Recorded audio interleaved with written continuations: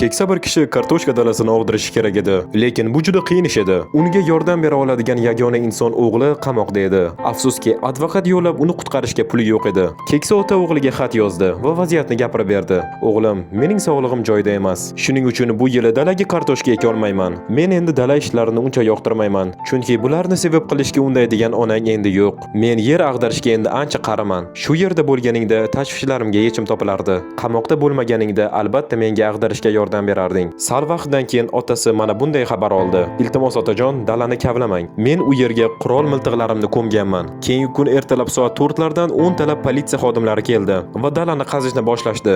Butun dala qazildi, lekin hech narsa chiqmadi.